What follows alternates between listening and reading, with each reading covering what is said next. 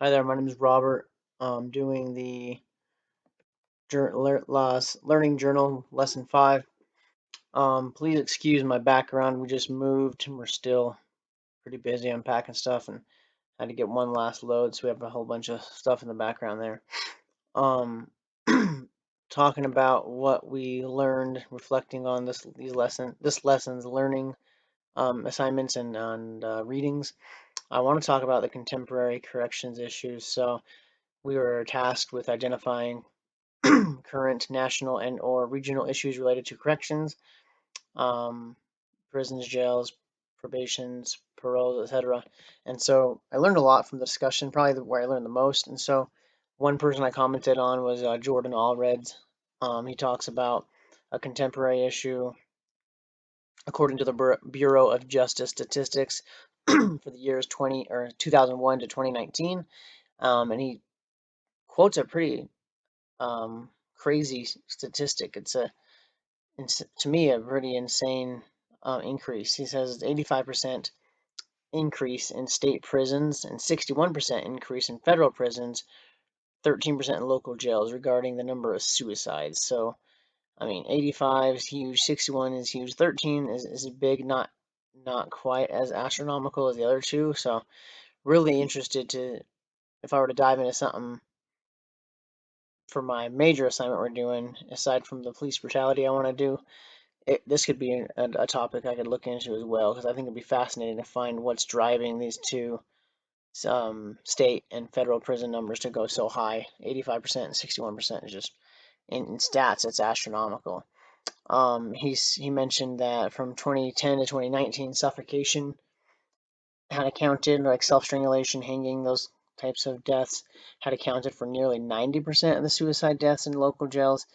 That one was really interesting to me. I wouldn't call him a friend, more like an acquaintance I knew from back in the day. His name was Roland. Um, he died of what was counted as self strangulation in the Salt Lake Metro Jail. I have no reason to question that determination, but I know his family was really, really skeptical about it. They said he would never do that. I do know he was, an alcoholic, so not to say that that means he did it, but I know, depression and stuff can really um, be linked to alcoholism and stuff. So it was interesting to hear that nearly 90% of the deaths were related to suffocation. But I mean, that seems to be probably the most common sense way if you're incarcerated and want to, do that to yourself. Another one that I commented on was Malaysia's. So hers was overcrowding is leading to poor prison conditions. I really wanted to ask her what she's talking about. She says she quotes a study saying approximately 15,000 to 20,000 people will likely be eligible for resentencing and release from either state prison or county jail.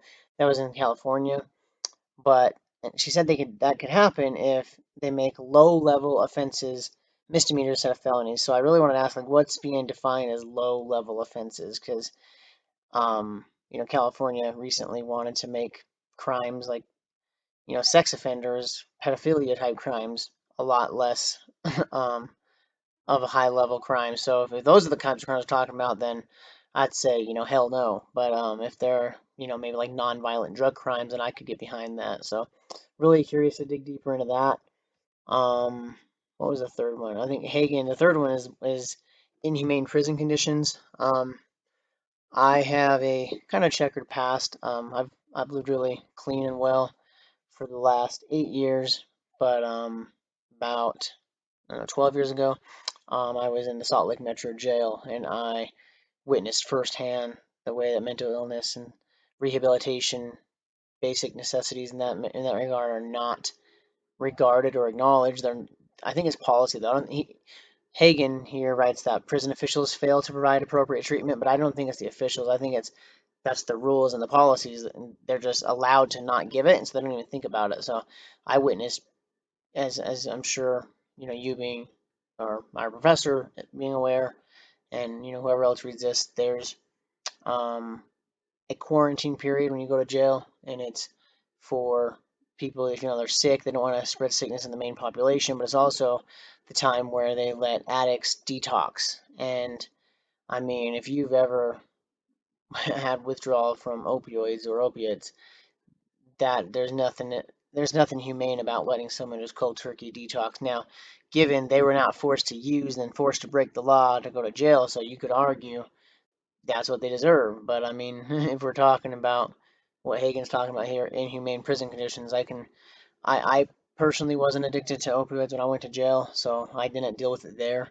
But later, a couple years later, after that, I had got addicted to pain pills, and so, I'm proud to say I'm almost to the 7 year mark of sobriety. But the time that I had gone through withdrawals from opioids, from running out of your supply and stuff, I can tell you that's absolute hell. If you've never done it, you can't articulate it into words. And so to know that the prison system lets people do that, it's pretty crazy. I could not imagine being in jail with that. I don't know how people do it. So but again, it's the addict and the drug user's responsibility not to use drugs, not to break the law. So um, I can honestly see both ends of the argument there. Those are the main things I learned. I learned a lot on the topic that I wrote about, which, let me scroll down to it, was retribution versus rehabilitation. And it seems, based on a lot of people that I read, experts in the topic, that retribution is the main focus of our punishment in corrections and not rehabilitation, contrary to common belief. But I won't go too far into that because I wrote about it a lot, and I'm running on 7 minutes here. So the number one focus of punishment that I had read about from multiple sources is retribution, which does conflict with public perception that we're going more toward rehabilitation. Now, I think for low-level offenses, I think rehabilitation is a big focus. Personally, going through it myself, but the data I read would indicate retribution is still alive and well. That's my reflection for lesson 5. Thank you.